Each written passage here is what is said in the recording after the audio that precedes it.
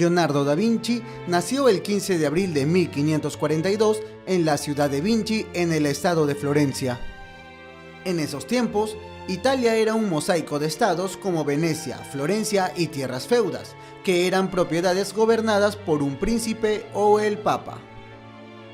Los padres de Leonardo da Vinci son Caterina, una joven esclava campesina, y su padre fue Piero Fruosino de Antonio, un notario canciller y embajador de la República de Florencia.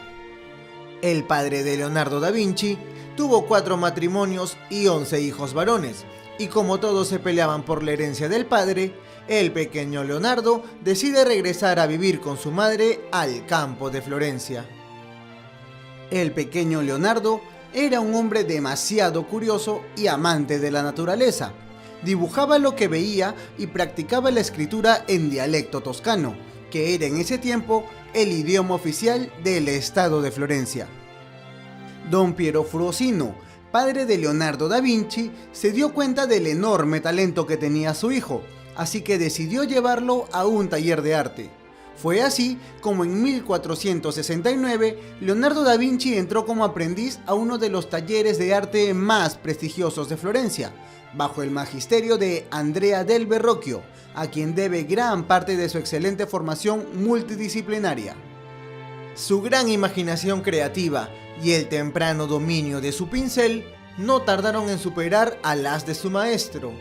Por ejemplo, en la pintura del Bautismo de Cristo, los ángeles pintados por Leonardo da Vinci contrastan con la brusquedad del Bautista hecho por Verrocchio, y lo hizo usando la técnica de pintura al óleo, que permitía una mayor blandura en el trazo y una más profunda penetración en la tela.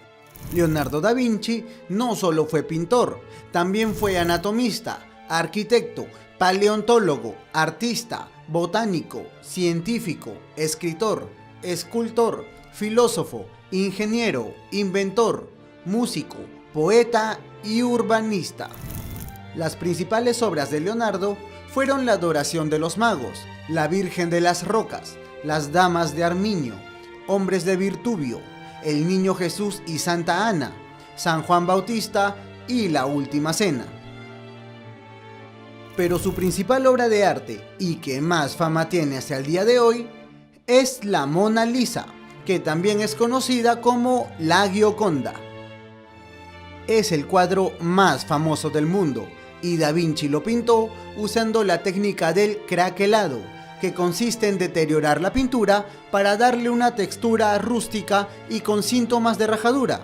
Y ahí nace el secreto de la duración de esta obra de arte. El fondo del cuadro es la ciudad de Bobbio en Italia, aunque en principio se creían que eran los Alpes de Milán.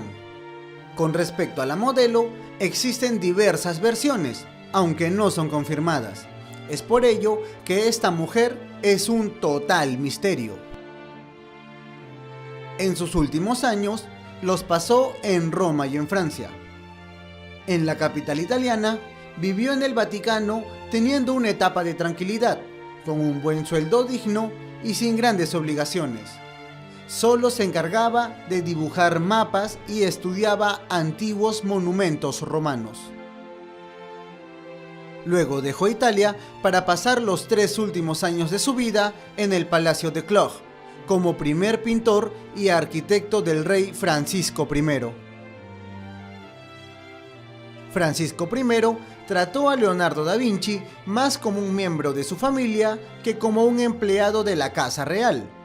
Fatigado y concentrado, redactaba las últimas páginas para el nunca concluido Tratado de la Pintura, Cultivó más la teoría que la práctica, aunque todavía ejecutaba extraordinarios dibujos sobre los temas bíblicos y apocalípticos. En 1517, su salud comenzaba a jugarle en contra. Su brazo derecho quedó paralizado, pero con su mano izquierda, Leonardo aún hacía bocetos de proyectos urbanísticos como drenajes de ríos y hasta decorados para las fiestas palaciegas. El 2 de mayo de 1519 murió a los 67 años en la ciudad de Cloch, Francia, a causa de una muerte natural, y su cuerpo fue sepultado en la capilla de San Humberto del castillo de Amboise.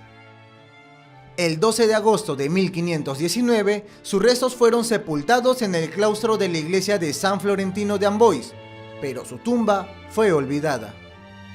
Sus cenizas debieron dispersarse debido a los desórdenes provocados por las luchas religiosas entre católicos y hugonotes, ya que no se saben nada de ellas.